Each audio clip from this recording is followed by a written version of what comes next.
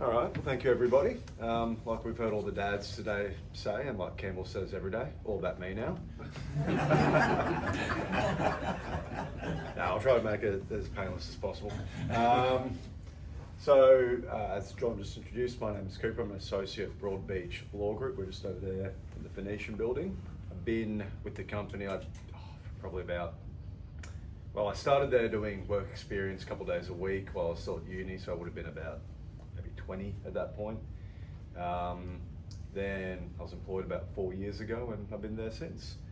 We'll go through basic introductions first. Just some happy snaps. I definitely haven't recycled these from the PowerPoint I did about a year ago. So at the moment it's just me and my partner Katie and our dog, and I'm going to keep it that way. No kids on the way for a while for me yet. And yeah, we just live at a unit a few blocks away. A couple of friends stay with us as well. Campbell just sold the unit, so that's happy days for me. So it's a nice little photo of the front of our office. So as I brushed through before, I was employed apparently in 2021 by the sounds of it. Graduated from uni in 2021 as well, and did what's called a supervised traineeship. So when you finish law school, you got two options. You can either go back to college and then I think do 90 days at a firm, and then they effectively give you your wings so that you can go be admitted to practice. Or your other option is you can just work full time for a year. I picked that option. I already had the job, so it made sense. And it made me a much more confident lawyer coming out the other end, as opposed to someone who's just done 90 days and doesn't quite know what they're doing. Not saying that I know what I'm doing now. Jokes aside, I don't know what I'm doing. So currently, there's 3 solicitors at the firm. So we've got, Campbell's just seen the next slide coming up, I think. Yeah, I have. So there's currently 3 employed solicitors. So there's Clinton Smith, who a lot of you might know. He's the principal of the firm. He'll be probably winding down the next year or two. But then aside from that, there's Brodie Hatswell, who's another partner, and there's me as an associate. Now we have 3 up-and-coming lawyers that'll be going for admission soon. The first one is a very own Kylie. And then aside from Kylie, we've got a bloke by the name of Brendan Kelly. Brendan's a funny one. He's married, 2 kids, has worked in just about every role imaginable, and then decided for some reason, while having 2 kids, running a business, that it'd be a good idea to go to uni and study full-time. Not sure what was going through his head. Yeah.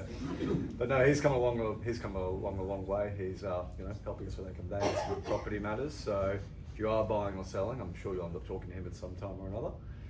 Aside from that, we've got 2 younger people that aren't married with kids that are still at uni. We've got Scott Armstrong and Talia Powell. They're doing a couple of days a week as well, and still studying full time as well. Now, in addition to all those up-and-coming lawyers, there's one other person that hangs around the office like a bad smell, and that would be Campbell Wall. But I'm not sure he's going to become a lawyer, but he does have enough of his cards on our desk, so, with enough hope and a bit of luck, maybe.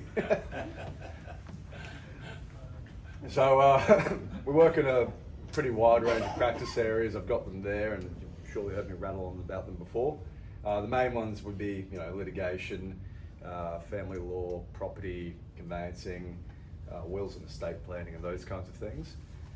But it's nice working for a practice that does a wide range of everything. I mean, you see some that just do conveyancing, or maybe just do criminal work, and it's nice being able to go, okay, well, I can work on this today, then I can come over and do a leasing matter or something different, or I can come look at someone's estate or deal with probate or something else for number 3.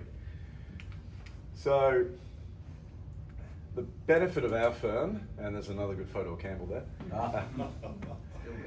Oh yeah. The benefit of our firm is that between Clinton Smith, who's practiced for years and years and years and years, and Brodie and myself and everyone else that we've got there, it's nice having a large knowledge bank of people that you can fall back on.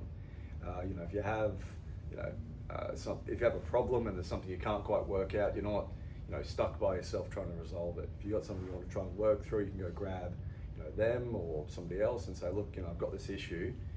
I think it's this. What do you think? And then you can come together with a solution that's really the best one for whoever you're trying to help at the time. Aside from that, we try to be as cost effective as possible. I've heard some other solicitors charge eye-watering amounts. Ours aren't quite that scary. So if you want to come talk to me about what those are, I'm more than happy to run through them with you. We understand that people want a simple solution, and while the solution may not be simple, we can at least make it sound as simple as we can and sort of cut down the hard, legal jargon and things that people are just going to scratch their heads at and try to explain it in, real terms. And, we know that we've got an overriding duty to help people, and, the court reminds us of that thoroughly, don't worry. That duty really is paramount to anything else. Aside from that, we obviously like to enjoy ourselves. That's a photo from Melbourne Cup last year. We all went to the racetrack and had a good time. Obviously that's a photo just after the referral group with Chris that used to work with us. And that photo there on the right is a few of us up in Brisbane after winning a big Supreme Court matter last year. The bloke on the far right there's a barrister. His name's Alex Troy. He's a very competent barrister up in Brisbane, and clearly he likes to have a couple of drinks after work as well. So I could run through the case study for that Brisbane Supreme Court case, Brighton. I've done that here before, and it's kind of boring. And there's also a copy of that case study on our nice new website, courtesy of John Bond. That did set a precedent for all of Queensland, and that was a credit to any solicitor in the land for the precedent that did set. It was good. I'll run over it quickly. Basically, what it was, there was off the plan contracts for a development. I can tell you which one it was. It was in Benoa, and it was the. Bloody hell, I've got the name of it now already. You've nailed that. Yeah, I've nailed that. No, sorry, it was Vantage View. So we had, in our firm we had over 70 contracts with people buying. 23 of those needed finance, way more than 23 needed finance, but of the 23 that needed finance, they all needed a valuer to come through and do a valuation of the property. Now these off-the-plan contracts have been on foot for a long time, and they were signed pre-COVID, so the value of those properties had gone up exponentially.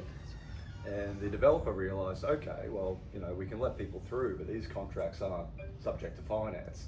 They're not yes or no, they're just silent on finance.